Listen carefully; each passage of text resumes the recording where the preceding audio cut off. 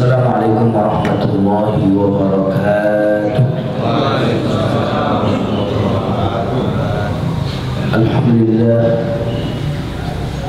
alhamdulillahilladzi at'amana min ju'in wa amanana min khawf. Asyhadu an la ilaha illallah wa asyhadu anna Muhammadan abduhu wa rasuluh. Allahumma salli wa sallim ala nabiyyina Muhammadin sallallahu alaihi wa sallam wa ala alihi wa ashabihi wa man sara ala nahjihi bi ihsanin ila yaumiddin. Amma ba'd. Bapak-bapak, ibu-ibu, azani Allah wa iyyakum. Mari kita awali kajian kita dengan doa. Rabbi a'udzu bika min hamazatis syayatin wa a'udzu bika rabbi an yahdurun. Allahumma akhrijna min dhulumatil jahli wal wahmi ila anwaril ma'rifati wal ilmi wa min uhulish syahawat ila jannatil qurbat. Na'udzu bika min an nusyrika bika syai'an na'lamuhu wa nastaghfiruka lima la na'lamu. Walhamdulillahi rabbil alamin. Mari kita baca basmalah. Bismillahirrahmanirrahim. Masih di nama Allah Al-Mu'min yang sudah sekali pertemuan pada bulan yang lalu kita bahas. Pada pertemuan yang lalu kita memaknai Al-Mu'min adalah Allah yang membenarkan bahwa dirinya adalah Tuhan. Seperti orang yang begini, orang yang tahu dirinya tahu, ya. Kadang kita sok tahu lalu berkecimpung di hal-hal yang ternyata bukan kompetensi kita, berarti kita tidak mukmin kepada diri kita, tidak percaya bahwa diri kita itu benar-benar hebat. Allah mukmin, Dia membenarkan dirinya. Makna yang pertama, Allah Al-Mu'min dari kata-kata amanah, Dia yang bisa dipercaya. Karena itu Dia membenarkan apa yang Dia katakan itu terbukti dalam kenyataan. Dia yang membenarkan para nabi-nabinya. Diutus nabi, diberikan bukti, mukjizat. Dia yang membenarkan janji-janjinya. Nah, ini Al-Mu'min. Kemarin kita berputar pada kata-kata membenarkan, mukmin. Makanya kita disebut mukmin, percaya, membenarkan, dan itu nama Allah. Hari ini kita akan memaknai Al-Mu'min dengan makna yang variatif. Apa itu? Al-Mu'min adalah Allah yang yahabul amn lil insan. Allah yang menganugerahkan keamanan kepada manusia, memberikan rasa aman kepada manusia. Sebagaimana di dalam surat Quraisy, wa amanahu min khauf. Makanya kita disebut mukmin karena orang mukmin itu adalah orang yang memberikan rasa aman. Kita disebut muslim karena orang mukmin itu tidak menyakiti orang lain. Salam, selamat, assalamualaikum. Assalam, al-muslim orangnya. Salam, keselamatan. Mukmin orangnya, aman, keamanan. Karena itu Allah Al-Mu'min adalah Allah yang memberikan keamanan, rasa aman kepada manusia. Bagaimana cara Allah memberikan keamanan kepada kita? Kita akan melihat nama Allah Al-Mu'min dalam fenomena kehidupan kita. Di antaranya adalah Allah memberikan hukum tetap kepada hal-hal tertentu, kepada benda-benda materi. Allah memberikan hukum-hukum tetap. Misalkan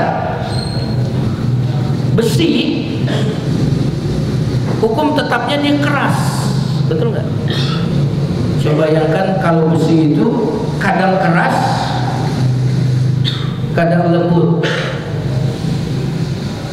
Kenapa? Kira-kira kita berada di kantor lantai 10.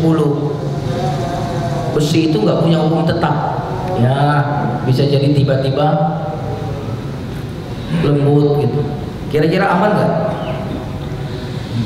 Aman nggak berada di kantor lantai 10? Enggak. Tapi Allah buat hukum tetap bagi besi itu. Kenapa? Dia al-mu'min, dia memberikan keamanan kepada manusia. Sehingga di lantai berapapun, kita di lantai 21, di lantai 22, kita merasakan keamanan karena Allah dalam hal-hal ciptaannya ada yang Allah buat hukum tetap. Yang dengan hukum tetap itu kita mendapatkan kepastian karena al-mu'min.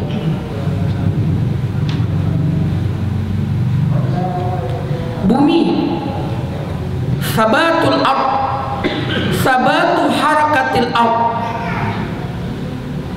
tetapnya gerakan bumi ini itu juga karena Allah ingin memberikan rasa aman kepada kita, sehingga tidak usah berdoa ya Allah datangkanlah malam, nggak usah berdoa ya Allah datangkanlah siang, nggak usah.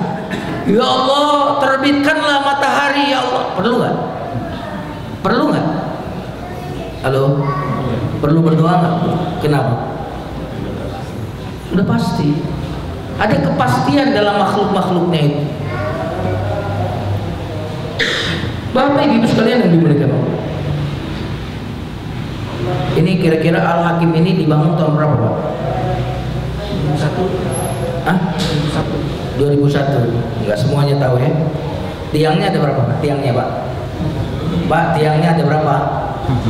Enggak tahu ya. Itu hebatnya Nabi Muhammad ya. Ke Masjidil Aqsa diminta ceritain detail ceritanya ya. Kita aja yang ke masjid sini ceritain berapa tiang Al-Hakim, nggak pernah ngitung. Nabi Muhammad itu gitu ya, coba ceritakan Masjidil Aqsa. Wah, diceritakan detail semuanya ya. Itu menunjukkan betul-betul Allah Subhanahu Wa Taala memperjalankan beliau. Bapak Ibu sekalian yang dimuliakan Allah, sudah sekian tahun Masjid Al-Hakim ini dan kita semuanya merasakan nyaman ya, tidak ada rasa takut karena bahan-bahan dalam membangun masjid ini bahan-bahan yang memiliki tingkat kepastian yang sangat tinggi ya. Bapak Ibu sekalian yang dimuliakan Allah, seandainya bumi ini bergerak dengan kecepatan 30 km per detik, apa yang akan terjadi? Halo, 30 km per detik, apa yang akan terjadi? Bumi ini bergerak dengan cepat. Kira-kira kita berada di gedung ini rasa aman nggak? Makanya hukum kecepatan bumi pun tetap. Kecepatan bumi hukumnya tetap. Sekali-kali Allah mendatangkan merubah kecepatan gerak bumi itu yang mengakibatkan gempa, yang membuat yang di bawah berada di atas, yang atas di bawah menjadi di bawah. Itu semua agar kita mengetahui bahwa betapa indahnya, betapa nilai dari ketenangan yang kita dapat sekarang adalah karena karunia Allah Subhanahu Wa Taala. Allah memberikan rasa aman kepada kita. Karenanya di dalam surat An-Naml ayat 61 Allah Subhanahu Wa Taala berfirman, "Amman ja'alal arda qararan." Siapakah yang menjadikan bumi itu qarar, tempat yang menetap, tetap. Wa ja'ala khilalaha anhara, menjadikan di sela-sela bumi itu sungai-sungai. Wa ja'ala laha rawasi, dan menjadikan bagi bumi itu pasak-pasak bumi. Allah jelaskan nikmat itu. Kenapa? Ingin mengingatkan kepada kita namanya Al-Mu'min. Allah Al-Mu'min ada dalam gerak bumi yang geraknya itu bersifat pasti, tidak berubah kecuali dalam kondisi-kondisi tertentu. Bapak Ibu sekalian yang dimuliakan Allah, hukum tetap pada benih. Petani melon, semangka, ketika dia menanam benih semangka, biji semangka, Bayangkan kalau tidak pasti yang tumbuhnya terong misalkan, apa yang akan terjadi? Halo, ada nggak petani? Kalau nanam benih semangka yang tumbuh semangka, ada kepastian. Nanam benih semangka yang tumbuh cabai, yang tumbuh terong, maka kehidupan ini tidak akan stabil, akan kacau. Makanya kalau rupiah dikit-dikit naik, dikit-dikit turun, nggak stabil kehidupan masyarakat, betul nggak? Jelas nggak? Halo, ini kok kayaknya malu-malu bicara yang begini. Bapak Ibu sekalian yang dimuliakan Allah Subhanahu wa taala, maka tetapnya hukum-hukum Allah pada tumbuh-tumbuhan itu juga al-mu'min. Allah ingin memberikan rasa aman kepada kita. Berubah ini suara tidak pasti. Tidak pasti, ini bikin kekhawatiran.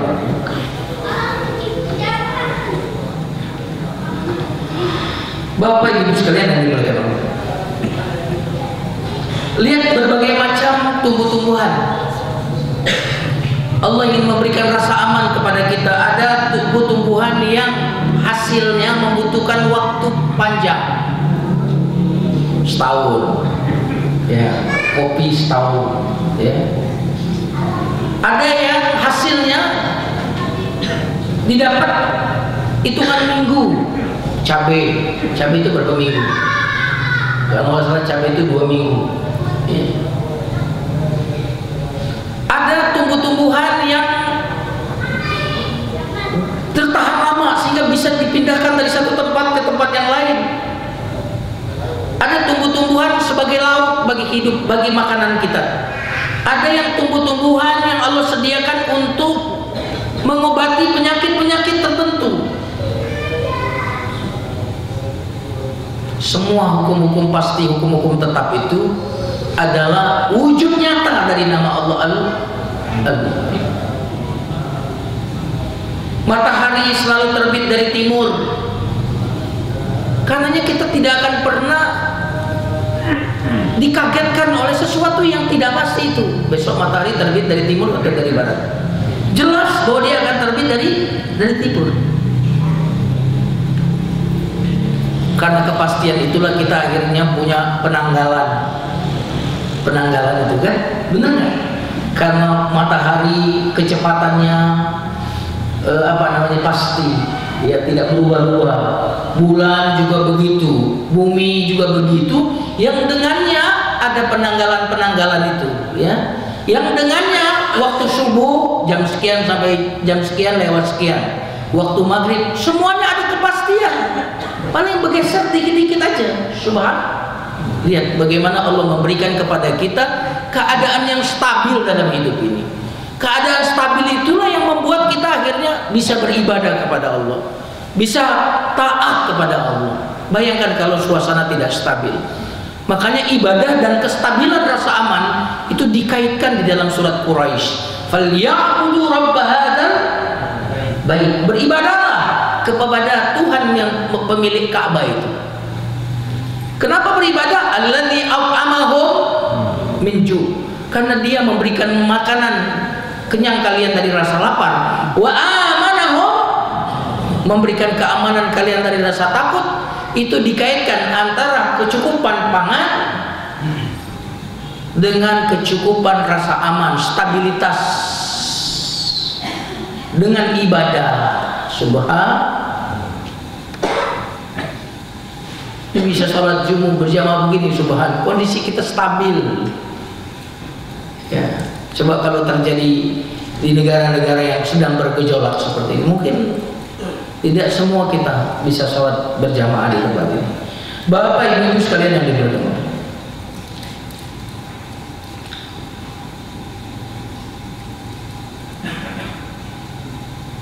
jam kita ini dicocokkan dengan apa? Hah? Matahari atau apa? Atau Big Bang? Semuanya kita menggunakan hukum-hukum pasti di alam semesta ini, sehingga tetapnya gerak sesuatu, kecepatan sesuatu, dari arah mana sesuatu tetapnya itu membuat kita memiliki sistem yang tetap, yang membuat kita punya patokan yang tetap, sehingga itu melahirkan rasa aman kepada kita. Emas, Bu, apa Bu? Emas, tetap nggak? Tetap nggak? Coba bayangkan ibu beli emas, banyak ibu beli emasnya, ya. Tiba-tiba emas ini setelah 100 hari berubah menjadi kaleng, tiba-tiba berubah menjadi aluminium, berubah menjadi timah. Gimana Bu? Mau nyimpen emas Bu? Bu mau nggak nyimpen emas? Nggak mau. Kecuali emas suami ibu itu bersikap hukum tetap. Ya tiap malam ibu nanya mana emasnya nih, mana emasnya. Kalau ditimbang loncat sendiri. Bapak ibu sekalian yang dimuliakan Allah, maka tetapnya sifat-sifat barang tambang itu memberikan rasa aman kepada manusia. Jadi semua yang kita rasakan tadi itu adalah nama Allah yang mengatakan aku al-mu'min, aku al-mu'min, sebuah nikmat. Tapi kita ini jarang mengamalkan firman Allah Iqra. Iqra, jarang merenung, jarang berpikir. Kita ini Iqra-nya sudah diganti dari Iqra menjadi Urqus. Iqra artinya baca, Urqus jadinya joget. Bacalah diganti dengan jogetlah. Nikmat-nikmat yang tidak pernah kita renungkan, kita tidak pikirkan, akhirnya nikmat itu menjadi sesuatu yang lumrah, menjadi sesuatu yang biasa, padahal dia dekat dengan kita. Para ulama mengatakan syiddatul qurbi hijab, sesuatu yang sangat dekat menjadi penghalang. Nikmat-nikmat Allah yang ada pada kita tadi, karena saking dekatnya dengan kita, saking biasanya kita berinteraksi dengan nikmat-nikmat itu, sampai kita terhijab, terhalang untuk mengakui dan merasakan nilai bahwa itu adalah nikmat. Halo, tidur itu nikmat juga Pak. Tidur itu nikmat. Makanya waktu bangun tidur, hilang satu tuh nikmat tidur. Maka nggak ada gunanya harta, nggak ada gunanya. Makanya ada di Saudi dulu, orang nggak bisa tidur, dia bikin pengumuman, siapa yang bisa mengobati saya akan berikan uang sekian. Subhanallah. Jadi saya kalau melihat ada orang tidur di majelis taklim, saya melihat nama Allah Al-Mu'min yang memberikan rasa aman, tenang kepada kita. Benar nggak? Subhanallah.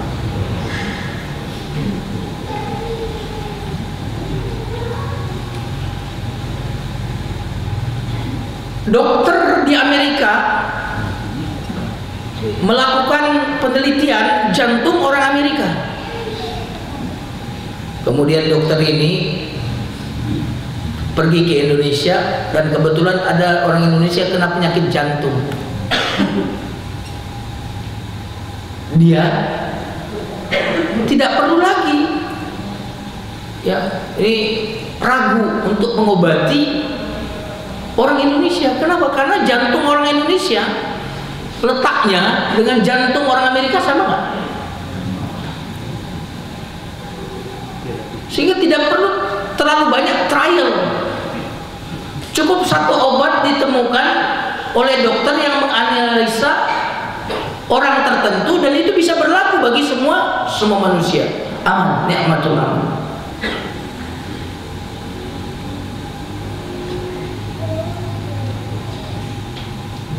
Makanya sistem dalam tubuh kita ini satu, karena Tuhannya satu. Coba kalau Amerika tuh beda, ya, matanya beda gitu ya, letaknya, jantungnya beda, paru-parunya berbeda. Itu mungkin ada Tuhan selain Allah. Tapi samanya manusia di muka bumi ini, di belahan dunia manapun, samanya anatomi tubuh mereka itu untuk menunjukkan bahwa yang menciptakannya adalah satu. Al-Mu'min. Bapak Ibu sekalian yang dimuliakan Allah, masih di Allah Al-Mu'min. Api bahaya nggak api? Api bahaya nggak Pak? Bu, api bahaya kan? Allah ingin memberikan rasa aman kepada kita. Api bahaya. Karena itu Allah ciptakan anti api. Apa itu? Air. Allah menciptakan api, api membakar. Karenanya Allah ingin memberikan keamanan kepada kita. Aku ciptakan air. Lihat betapa cinta dan sayangnya Allah kepada kita.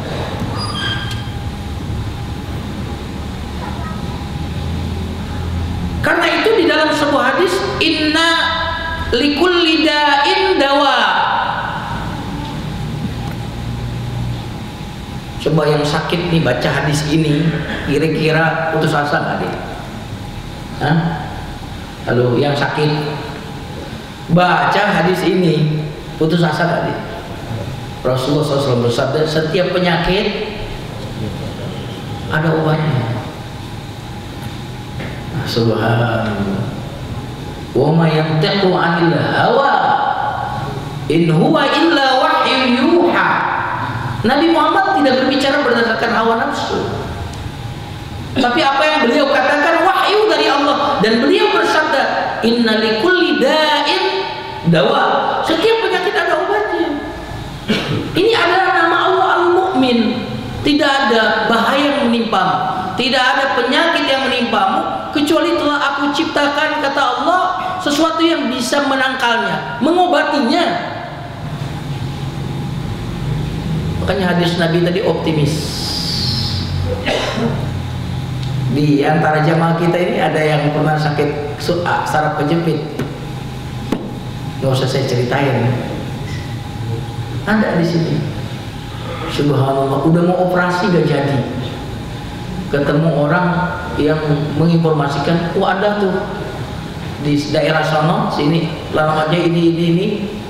Dia cukup dipijat bagian belakang beberapa menit saja langsung sembuh. Ada jemaahnya hadir hari ini di sini, tidak perlu saya sebutkan namanya. Subhanallah. Pijit sebentar, gitu, udah selesai. Copot tuh apa namanya stagennya, copot langsung biasa.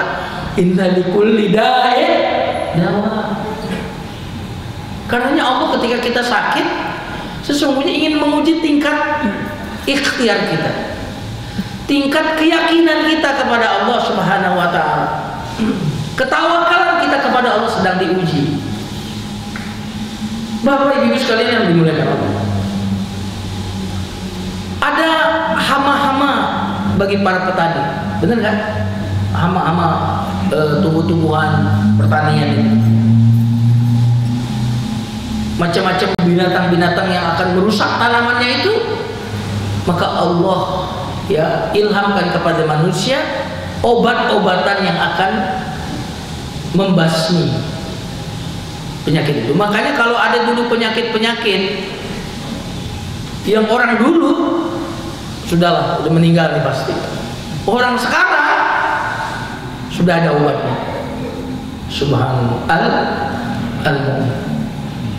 Sesungguhnya setiap penyakit ada obatnya. Harapan bagi seorang yang sedang sakit, tantangan bagi para dokter. Saya ulang lagi ya kalimatnya. Sesungguhnya setiap penyakit ada obatnya. Hiburan, pemberian harapan kepada orang yang sakit, tantangan bagi para dokter. Setuju? Makanya para dokter nggak boleh bilang pasti mati, nggak boleh, nggak bakal ada obatnya, nggak boleh. Kemarin saya diundang di Sepila, nggak usah saya sebut namanya, baru melahirkan anak istrinya setelah 13 tahun. Setelah 13 tahun sudah program bayi tabung di Surabaya 2 kali gagal. Subhanallah, 13 tahun. Akhirnya program bayi tabung di Singapura 13 tahun kemudian baru dia dapat subhan. Kenapa? Inna likulli da'in dawa. Tantangan bagi dokter, harapan bagi orang yang sedang sakit. Bapak Ibu sekalian yang dimuliakan,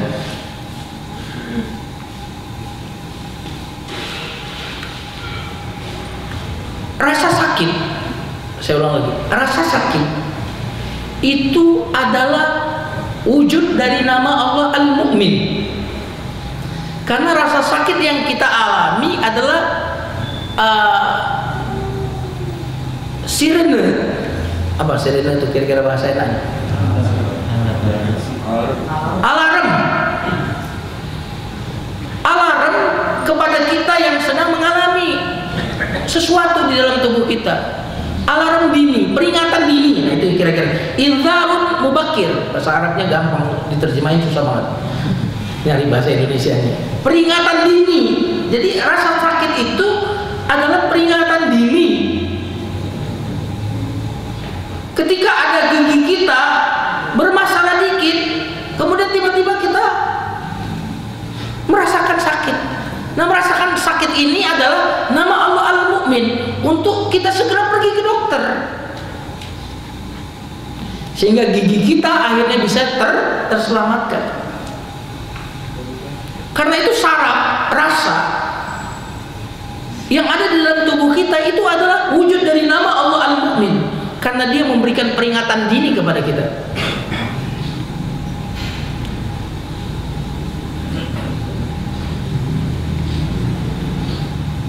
Kita ini kadang-kadang ndablek, udah dikasih nama Allah Al-Mu'min di dalam sistem tubuh kita ini, kita abaikan. Perut sakit, nggak apa-apa, betul nggak? Udah sering migrain, nggak apa-apa. Udah banyak keluhan, kita abaikan. Padahal sesungguhnya sakit yang kita alami, keluhan di tubuh kita itu adalah bukti nama Allah Al-Mu'min yang ingin menyelamatkan kita. Makanya rata-rata penyakit itu nggak ada yang tiba-tiba koit langsung kita, atau langsung parah, itu nggak ada. Pasti awalnya adalah ada peringatan-peringatan dini melalui saraf-saraf kita, sistem di dalam tubuh kita, di mana di situ adalah wujud dari nama Allah Al-Mu'min. Ada apa?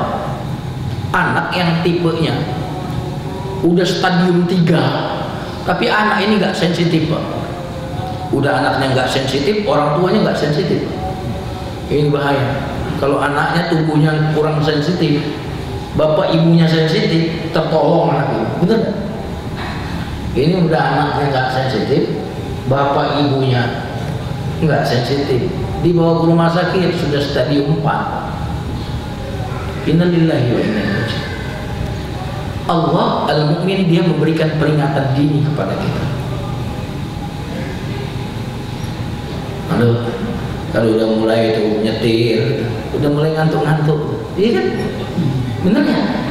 Halo, nyetir ngantuk-ngantuk. Nah, itu apa tuh namanya?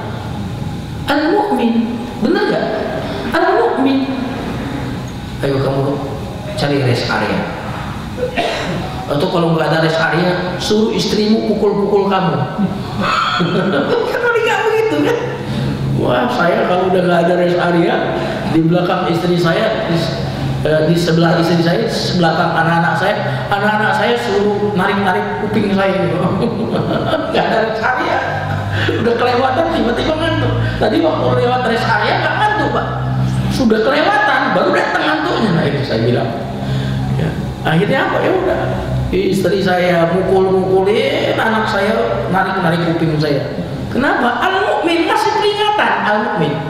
Saya bilang sama istri saya, kalau suamimu ini ngantuk tapi masih nguap, tenang. Saya bilang tenang, itu berarti masih kendali. Tapi kalau suamimu ini ngantuk tapi udah tidak nguap, bahaya. Nggak tahu kenapa begitu ya. Saya kalau ngantuk masih nguap, itu masih kendali, kesadaran masih ada. Mungkin karena oksigen ya kan? Nguap kan mengambil oksigen. Tapi kalau udah ngantuk nggak nguap, saya bilang ini Abi ngantuk loh dan sudah tidak nguap, tolong bantu. Saya udah bilang gitu, selalu begitu. Ini suamimu ngantuk dan tidak nguap, ini tolong bantu, ajak ngobrol ya, bagaimana suamimu tetap segar. Al-Mu'min, Allah yang memberikan keamanan dengan memberikan kepada kita peringatan-peringatan dini.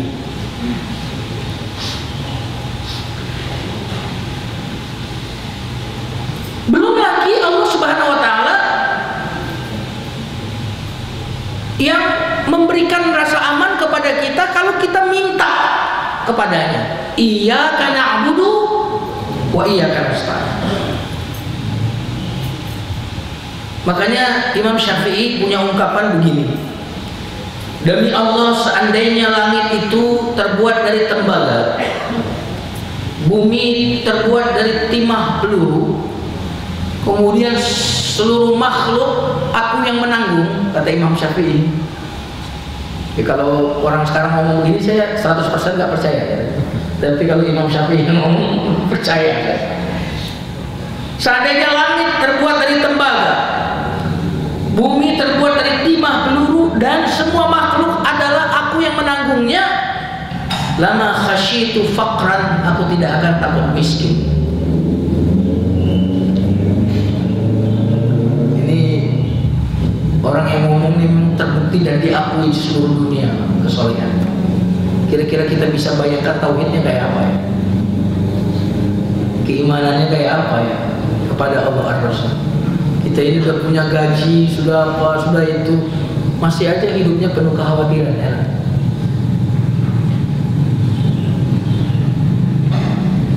Nah, karena itu ketika kita memahami nama Allah Al-Mu'min dalam ciptaan-ciptaannya, di dalam diri kita, di dalam alam semesta, betapa Allah Al-Mu'min memberikan rasa aman, maka kehidupan seorang mukmin berbeda dengan orang-orang yang tidak beriman. Apa itu? Orang mukmin itu merasakan rasa aman. Makanya kalau ada orang yang mengaku mukmin tidak merasa aman dalam hidupnya, itu adalah, saya katakan, orang itu ada masalah dengan keimanannya. Orang mukmin adalah orang yang merasakan keamanan. Karena dia bertauhid, Allah memberikan rasa aman kepada dia. Karena itu dalam surat Al-An'am ayat 81, Nabi Ibrahim berkata kepada orang-orang yang penyembah berhala itu ketika mengancamnya, wa kaifa akhafu ma asyraktum wa la takhafuna annakum asyraktum billahi ma lam yunazzil bihi alaikum sultana. Bagaimana saya kok takut kepada sekutu-sekutu yang kalian buat bagi Tuhan yang sebenarnya? Kok saya takut kepada sekutu-sekutu yang kalian buat Tuhan yang sebenarnya? Sedangkan kalian kok nggak takut kepada Tuhan yang sebenarnya yang telah kalian sekutukan? Logikanya begitu.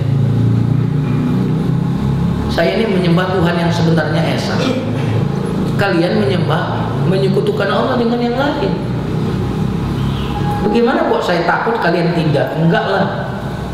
Pastilah yang lebih tenang adalah orang yang menyembah Tuhan yang sebenarnya. Makanya Nabi Ibrahim berkata, dia bagikan di dalam Al-Quran, fa ayyul fariqaini ahaqqu bil amni in kuntum ta'lamun. Kira-kira antara yang menyekutukan Tuhan dengan yang banyak Tuhan dengan yang satu Tuhan, kira-kira mana yang lebih tenang? Pasti satu. Makanya orang yang banyak Tuhannya hidupnya gelisah. Kenapa demikian? Ingin memuaskan si fulan, si anu. Ini kalau presiden banyak Tuhan tuh ngambil keputusan susah. Bener, saya kan nggak nyebut presiden Indonesia loh ya. Antum jadi nggak usah tegang. Halo, saya kan nggak nyebut presiden Indonesia, jadi nggak usah tegang. Apalagi beropini, oh maksudnya Ustaz lagi nuduh presiden pilihan saya, enggak. Jadi nggak usah tegang, biasa aja. Jadi kalau presiden Tuhannya banyak, hancur negara. Tuhannya yang mendanainya waktu kampanye, ikut ini. Tuhannya ketua umum partainya banyak, harus memuaskan ini. Coba padahal keinginan orang tuh banyak. Satunya ingin ini, satunya ingin ini, satunya ingin itu, hancur. Jika di langit dan di bumi ini ada Tuhan selain Allah, apa yang akan terjadi? Hancur, chaos. Lalu bagaimana jika di hati seorang presiden ada Tuhan lain selain Allah? Hancur negara.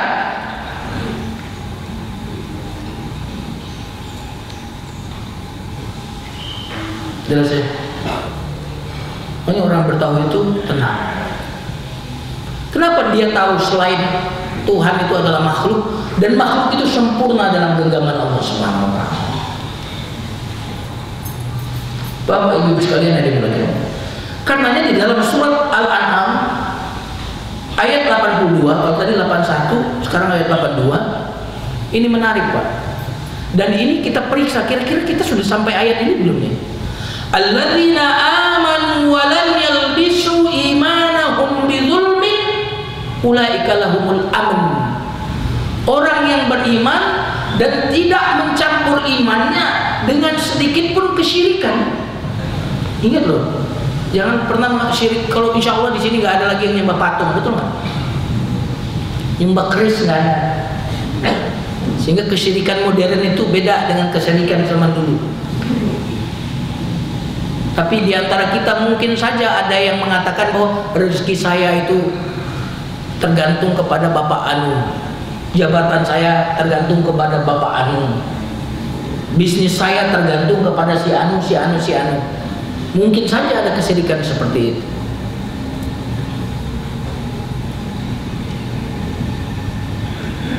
Ustadz bisa syirik, kalau nggak masuk TV bahaya saya. Bisa syirik, sehingga popularitas menjadi tujuannya. Nggak berani berkata benar, karena kalau berkata benar nggak masuk TV lagi. Nah, itu berarti udah syirik kan? Maka berkata benar tidak akan mengurangi rezeki kita. Benar. Karena itu orang yang paling aman adalah orang yang tauhidnya murni, tidak ada sedikit pun kesyirikan. Apa dalilnya? Surat Al-An'am ayat 82. Alladzina amanu wa lam yalbisu imanahum bidzulmin ulaika lahumul amn. Orang yang beriman dan tidak mencampur imannya dengan sedikit pun kesyirikan, bagi mereka rasa aman. Makanya Nabi Ibrahim, ini kan cerita Nabi Ibrahim, aman meskipun dalam api. Kenapa? Nabi Ibrahim keyakinannya sangat dalam kepada pencipta api. Api itu nggak bisa bakar kecuali kalau Allah bilang bakar. Nabi Ibrahim tauhidnya hebat, masuk api dibakar, selamat. Kita masuk api, insya Allah gosong.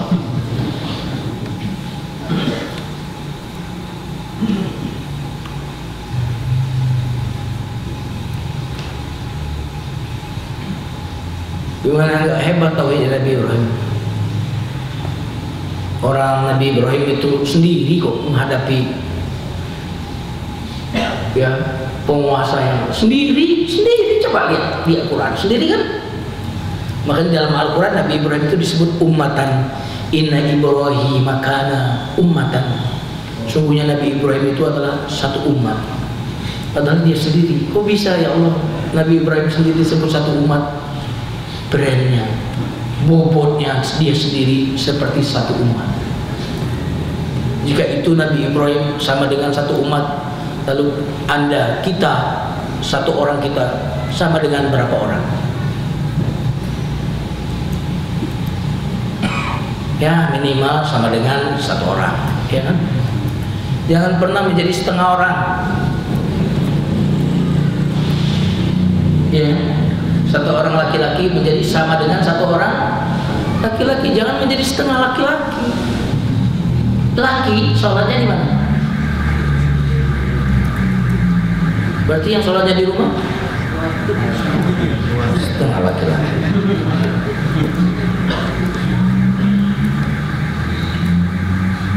Laki menafkahi istri, bukan hidup memanfaatkan istri. Laki, ar-rijalu qawwamuna 'ala nisa bima faddalallahu ba'dhum 'ala ba'din wa bima anfaqu. Laki.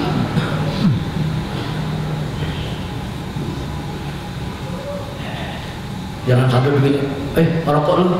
Enggak, bencong lu mau rokok. Kan ada yang begitu. Di jalan daerah Menteng itu banyak banget bencong yang merokok. Semua bencong merokok rata-rata. Laki bukan begitu ukuran. Laki sholat di masjid. Laki menafkahi. Quran bilang begitu.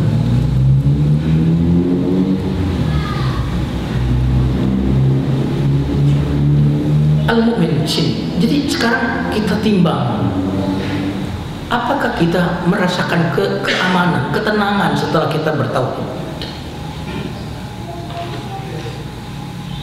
Untuk apa kita beriman kepada Allah yang Maha Kokoh itu? Kalau kita sendiri kok ada ketakutan. Apa arti bertuhan? Apa arti bersandar? Allah As-Samad. Apa arti itu? Itu Nabi Muhammad SAW ketika di dalam gua Thur, jangan bersedih, Allah bersama kita. Tidurnya Ashabul Kahfi, tidurnya di dalam gua. Subhanallah. Yunus zikir di dalam apa? Tauhid. Makanya kalau benar tauhid kita, bahagia hidup kita. Saya ulang lagi. Kalau benar tauhid kita, bahagia hidup kita, meskipun walaupun. Garis bawahi kata meskipun walaupun, meskipun kekurangan, meskipun dipenjara, meskipun disiksa. Bila ahad.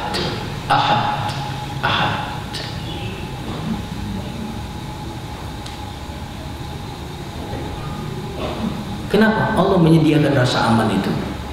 Dari makhluk-makhluk yang telah Allah siapkan juga memberikan rasa aman kita dengan memerintahkan kita untuk bersandar kepadanya. Iyyaka na'budu wa iyyaka nasta'in. Adapun orang-orang yang hatinya kosong dari Allah, kosong dari keimanan, mereka itulah mangsa dari rasa takut, mangsa dari rasa cemas. Mereka membayangkan terjadinya musibah sebelum musibah itu datang. Ya, benar. Dan penyakit modern itu adalah rasa takut. Bahkan Dale Carnegie dalam bukunya Don't Worry, mohon maaf yang ngutip non muslim ini, saya ngambil dari psikolognya aja. Beliau mengatakan sesungguhnya hampir yang mengisi rumah sakit itu, dirawat di rumah sakit, penyebabnya rata-rata bukanlah penyakit fisik, tetapi rata-rata orang yang dirawat di rumah sakit sebab utamanya adalah rasa cemas. Itu dia bilang begitu di dalam bukunya Stop Worry.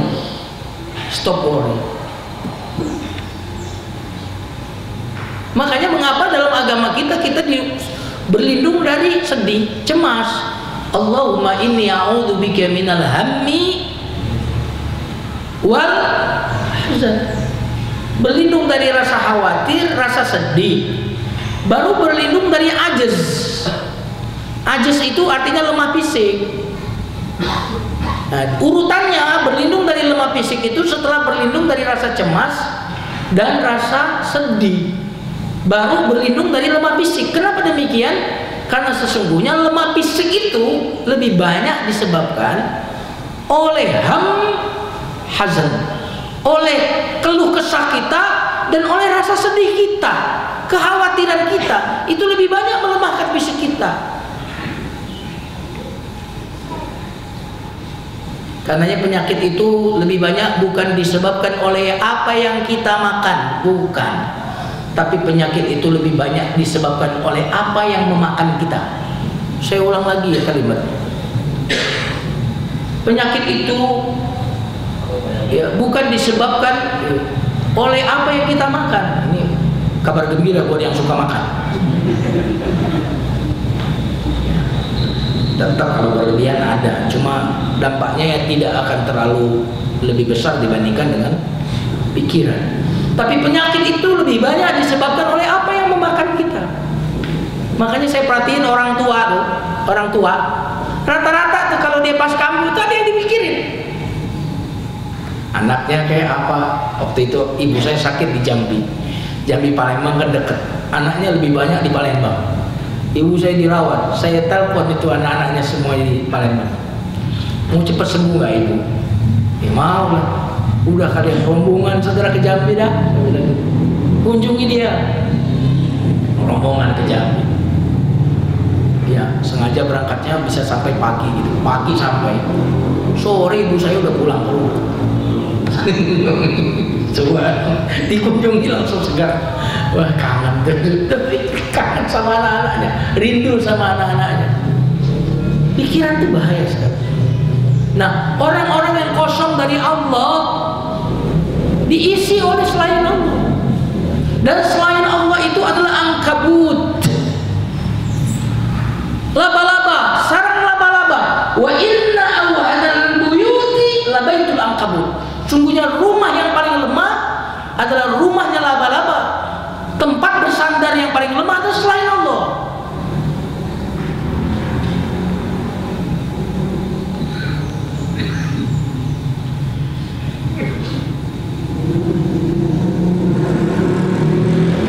Adapun orang yang beriman, Allah penuhi hatinya dengan rasa tenang. Adapun orang-orang yang beriman, Allah penuhi hatinya dengan rasa qanaah. Adapun orang-orang yang beriman, Allah penuhi hatinya dengan rasa istiqrar, kestabilan.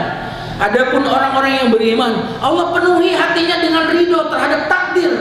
Adapun orang-orang yang beriman, Allah penuhi hatinya dengan pengetahuan yang dalam tentang keadilan dan hikmah terhadap cobaan yang dideritanya. Makanya demi Allah, orang yang paling merdeka di dunia ini adalah orang yang paling bertauhid. Tidak ada yang bisa menjajah. Orang yang paling tidak merdeka di dunia ini adalah orang yang musyrik, orang-orang yang tauhidnya lemah, orang-orang yang terjajah. Waktu kita udah habis, nggak ada habisnya baca Al-Quran, lautan yang tidak pernah kering. Wallahu a'lam bis-shawab. Silakan kalau ada yang bertamu dan menanyakan sesuatu. Baik, ada waktu untuk pertanyaan, diberikan kesempatan untuk 3 penanya. Sudah jelas? Sudah jelas ya, alhamdulillah. Aman. Insyaallah. Aman insyaallah. Ya. Semoga bertambah iman kita ya Pak. Mari kita tutup dengan doa. Astagfirullah. Astagfirullah. Astagfirullah. Allahumma salli wa sallim ala nabiyyina Muhammadin wa ala alihi wa ashabihi ajma'in. Alhamdulillahi rabbil alamin. Hamdan yuwafi ni'amahu wa yukafi mazid. Ya Rabbana lakal hamd kama yanbaghi li jalali wajhikal karim wa 'azimi sultan. Allahumma inna na'udzu bika minal hammi wal hazan. Allahumma inna na'udzu bika minal hammi wal hazan. Allahumma inna na'udzu bika minal hammi wal hazan.